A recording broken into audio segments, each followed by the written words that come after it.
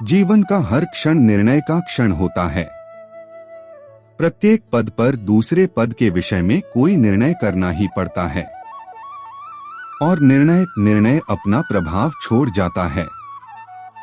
आज किए गए निर्णय भविष्य में सुख अथवा दुख निर्मित करते हैं, न केवल अपने लिए, अपने परिवार के लिए, आने वाली पीढ़ियों के लिए। जब कोई दुविधा सामने आती है तो मन व्याकुल हो जाता है, अनिश्चितता इससे भर जाता है। निर्णय का वो क्षण युद्ध बन जाता है और मन बन जाता है युद्ध भूमि। अधिकतर निर्णय दुविधा का उपाय करने के लिए नहीं, केवल मन को शांत करने के लिए लेते हैं।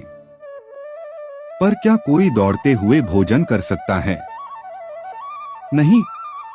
तो क्या युद्ध से जूझता हुआ मन कोई योग्य निर्णय ले पाएगा?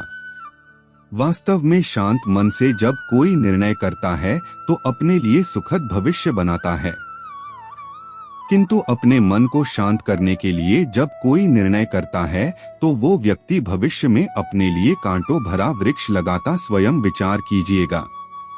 निर्णय के क्षण में हम तदा है किसी अन्य के सुझाव, सूचना, मंत्रणा या परामर्श को आधार बनाते हैं और हमारे भविष्य का आधार हमारे आज दिए गए निर्णय के ऊपर होता है।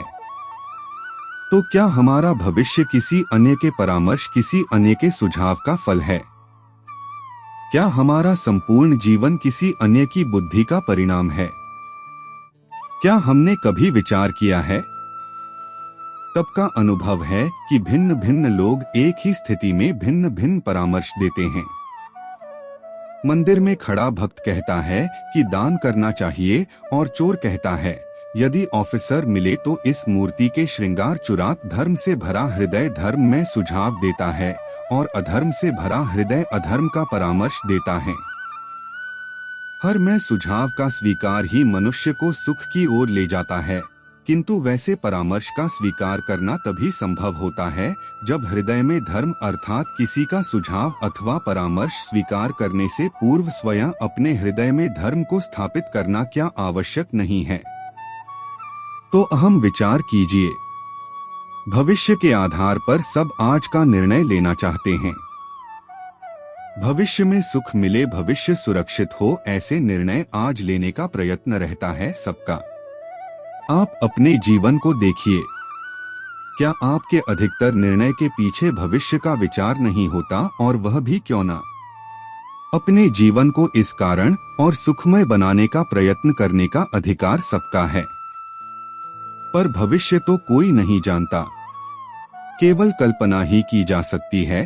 तो जीवन के सारे महत्वपूर्ण निर्णय कल्पनाओं के आधार पर ही करते हैं हम। क्या निर्णय करने का कोई तीसरा मार्ग हो सकता है? विचार कीजिए। सारे सुखों का आधार धर्म है और वो धर्म मनुष्य के हृदय में बसता है। तो प्रत्येक निर्णय से पूर्व स्वयं अपने हृदय से ब्रश नमस्ते पूछ लेना कि यह निर्णय स्वार्थ से जन्मा है या धर्म से। क्या इतना पर्याप्त नहीं? भविष्य के बदले धर्म का विचार करने से क्या भविष्य अधिक सुखपूर्ण नहीं होगा? स्वयं विचार कीजिए।